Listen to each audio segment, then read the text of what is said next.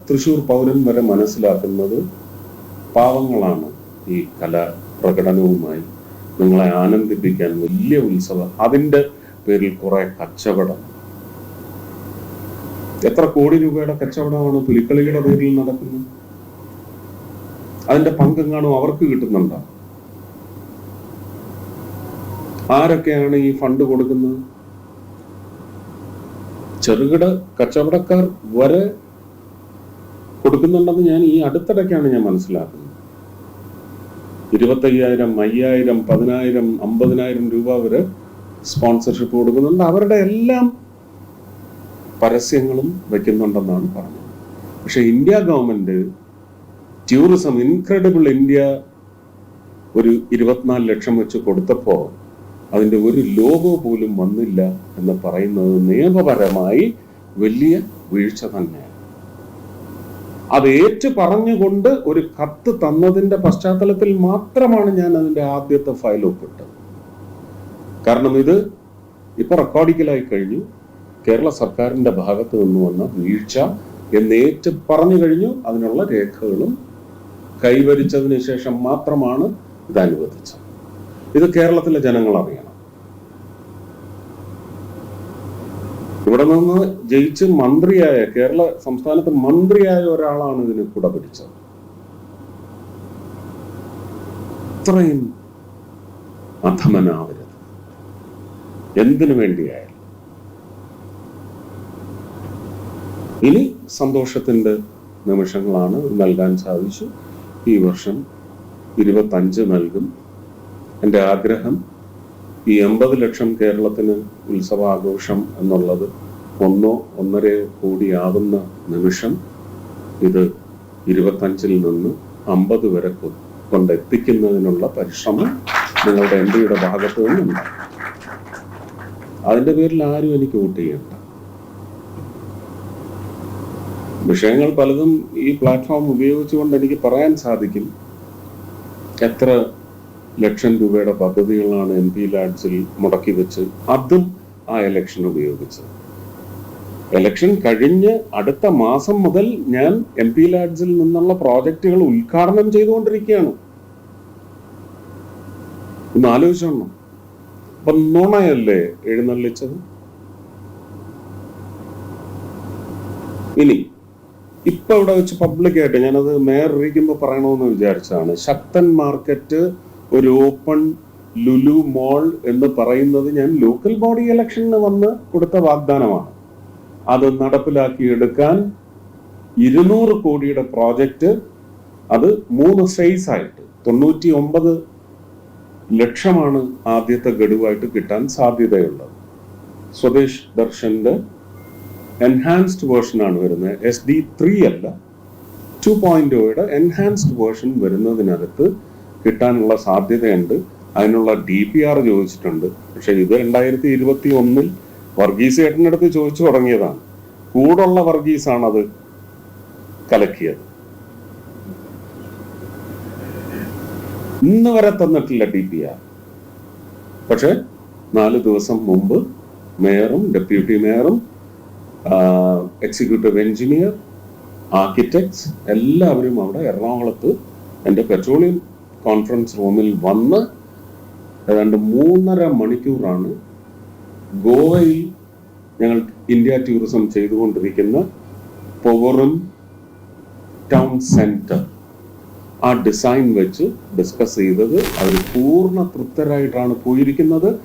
ഇവിടുത്തെ DPR എനിക്ക് September 1 മുമ്പ് കിട്ടിയിരിക്കണം. ഓണം കഴിഞ്ഞ ഉടനെ, പുലിക്കളി കഴിഞ്ഞ ഉടനെ മേയറുടെ നേതൃത്വത്തിൽ ഒരു സംഘം ഗോവയിൽ പോയി ഈ സ്ട്രക്ചർ കാണുന്നുണ്ട്. അതിൽ നിന്ന് എന്തൊക്കെ അധികമായിട്ട് വേണം? പ്രധാനമായിട്ടും meat and fish market, vegetable market, flower market, ഇതിനു വേണ്ടി വരുന്ന ഒരു സമുച്ചയവും ബഹുമാനപ്പെട്ട ഹൈക്കോടതിയുടെ നിർദ്ദേശപ്രകാരം ഇനി വടക്കുംനാഥ ക്ഷേത്ര മൈതാനം മറ്റൊരു പരിപാടികൾക്കും ഉപയോഗിക്കാൻ പറ്റില്ല എന്ന് പറയുന്നത് ഒരു രാഷ്ട്രീയ പ്രവർത്തകൻ എന്ന നിലയ്ക്ക് ശിരസ വഹിച്ചിരിക്കും, അനുസരിച്ചിരിക്കും എന്ന് പ്രഖ്യാപിച്ചുകൊണ്ട്, പക്ഷെ അവിടെ നടക്കുന്ന മറ്റ് സാംസ്കാരിക പ്രവർത്തനങ്ങൾ, രാഷ്ട്രീയ പ്രവർത്തനങ്ങൾക്ക് പറ്റുന്ന ഒരു വേദി കൂടി ഈ പറയുന്ന ഓപ്പൺ മാളിന്റെ ഏറ്റവും മുകളിലത്തെ ടെറസിൽ സാധ്യമാക്കുന്ന തരത്തിലൊരു ഡിസൈനാണ് മേയറും സംഘവും മനസ്സുകൊണ്ട് സ്വീകരിച്ചിരിക്കുന്നത്. അതിന് ടെക്നിക്കലായിട്ടും പിന്നെ പൊളിറ്റിക്കലായിട്ടും. ഒരു കോർപ്പറേഷനൊക്കെ ആകുമ്പോൾ വിവിധ തരം കലക്കികളൊക്കെ ഇപ്പോഴും ഉണ്ട് അവിടെ, എണ്ണം കുറവാണെന്നേ ഉള്ളൂ. അവരെ എല്ലാം സമാധാനപ്പെടുത്തിക്കൊണ്ട് ഇത് മുമ്പോട്ട് പോയാൽ തൃശ്ശൂരിന് ചാർത്താൻ പറ്റുന്ന ഏറ്റവും വലിയ തിലകക്കുറി അതായിരുന്നു. ഞാനിപ്പോൾ ഇങ്ങോട്ട് വരുമ്പോൾ, ഞാനിത് തൃശ്ശൂർ വരുന്ന കാലം മുതൽ അനുഭവിക്കുന്നതാണ്, കളക്ടർ ഡെയിലി അനുഭവിക്കുന്നുണ്ടാവും. നമ്മുടെ ഈ ജംഗ്ഷൻ പടിഞ്ഞാറേക്കോട്ട ജംഗ്ഷനിലെ റോഡിന്റെ അവസ്ഥ, ആ റോഡ് അങ്ങനെ അവിടെ ബ്ലോക്ക്. അവിടുത്തെ ബോട്ടിൽ നെക്ക് എന്ന് പറയുന്ന അവിടുത്തെ ഗട്ടറാണ്. അവിടെ എല്ലാ വണ്ടിയും ഇഴഞ്ഞാണ് നീങ്ങുന്നത്. അതുകൊണ്ട് മാത്രമാണ് അവിടെ ട്രാഫിക് ബ്ലോക്ക്. ഞാൻ വാഗ്ദാനം തരുന്നു, എൻ്റെ പെട്രോളിയം കമ്പനീസിനെ കൊണ്ട് ആ റൗണ്ട് മൊത്തം കോൺക്രീറ്റ് ചെയ്ത് ഒരു ലെവലിലേക്ക് ഉയർത്തി കോൺക്രീറ്റ് ചെയ്യാനുള്ള ഫണ്ട് ഞാൻ കൊണ്ടെത്തിക്കാം. എനിക്ക് അനുവാദം തരുമോ ഇല്ലയോ എന്ന് പ്ലാനിംഗ് ഓഫീസർ, കാരണം MP ലാഡ്ജിൽ നിന്ന് ചെയ്യാനൊക്കത്തില്ല.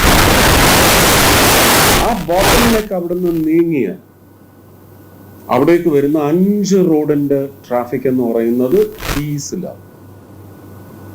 അവിടെ ഒരു സിഗ്നൽ ലൈറ്റും വെച്ച് തരാൻ തയ്യാറാണ്, ഹൈമാസ്റ്റും വെച്ച് തരാൻ തയ്യാറാണ്. ഇതിപ്പോ ഒരു യൂട്ടിലിറ്റിയിലെ വീക്ക്നെസ് എന്താണെന്ന് അനുഭവത്തിൽ വന്നതിന്റെ പശ്ചാത്തലത്തിൽ കുറെ കാലമായിട്ട് മനസ്സിൽ കിടന്നത് ഇപ്പൊ വന്നപ്പോ പറഞ്ഞതാണ്. ഇനി എൻ്റെ MP ലാഡ്ജിനെ സംബന്ധിച്ചുള്ള പദ്ധതികൾ മുഴുവൻ പബ്ലിക്കായിട്ട് മീഡിയയെ വിളിച്ചിരുത്തി പറഞ്ഞതിന് ശേഷം മാത്രമേ ഞാൻ അവിടെ ലോഡ്ജ് ചെയ്യാനായിട്ട് തരൂ. കാരണം ജനങ്ങൾ ഇത് അറിയണം. അധമന്മാർ ചുറ്റുവട്ടത്ത് ഇപ്പോഴും ഉണ്ട്. അവരുടെ വായ ഇനി തുറക്കാൻ പാടില്ല. സത്യം പറയാൻ തുറന്നോളൂ. അധമ രാഷ്ട്രീയ പ്രചരണത്തിന് വേണ്ടി പാടില്ല എന്ന് പറയുന്ന ആഗ്രഹമുള്ളത് കൊണ്ട് പറയുന്നതാണ്. ഇതിന്റെ പേരിൽ ഉണ്ടാകുന്ന വിവാദങ്ങളെല്ലാം ഞാൻ നേരിടും, നെഞ്ചു വിരിച്ച് നേരിടും. വരുന്നവർ വരട്ടെ.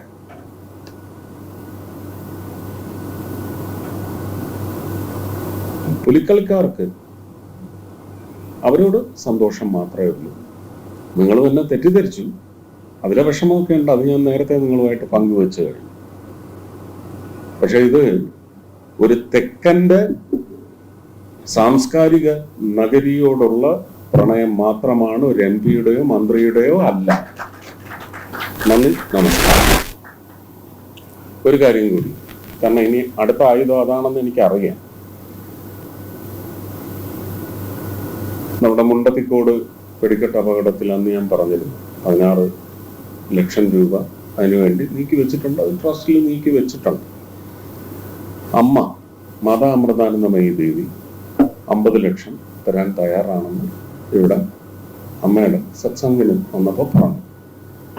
അപ്പൊ അതിന്റെ കൂടെ ഈ 16 കൂടി ചേർത്ത് ഈ കുടുംബങ്ങളില് സ്കൂൾ പഠനത്തിന്റെ കാലഘട്ടത്തിൽ നിൽക്കുന്ന കുഞ്ഞുങ്ങൾക്ക് വേണ്ടി, ഇന്ന് മരിച്ചുപോയവരുടെ മക്കൾ, ഇപ്പം കല്യാണം കഴിക്കാത്ത മക്കളില്ലാത്ത ആൾക്കാരുണ്ട്, അവരുടെ ചേട്ടൻ്റെയോ അനിയൻ്റെയോ മക്കൾ, അവർക്ക് വേണ്ടി ഒരു കൺസോർഷ്യത്തിന് വേണ്ടിയായിരിക്കും ഈ തുക നീക്കി വെക്കുന്നത്. അല്ലെങ്കിൽ ഇത് അമ്മയ്ക്ക് പാതി ഭാര്യയ്ക്ക് പാതി അങ്ങനെയൊക്കെ പറഞ്ഞ് വലിയ തല്ലും മുഴക്കം നടക്കുന്നത് കൊണ്ട് അതിലേക്കൊരു വലിയ അനുഗ്രഹം നമ്മൾ നിന്ദിക്കാൻ പാടില്ല എന്നുള്ളത് കൊണ്ട് ഇതാണ് അതിന് ഏറ്റവും, അത് അമ്മയുമായിട്ട് ചർച്ച ചെയ്തതിൻ്റെ പശ്ചാത്തലത്തിൽ അങ്ങനെയാണ് ആഗ്രഹിക്കുന്നത്.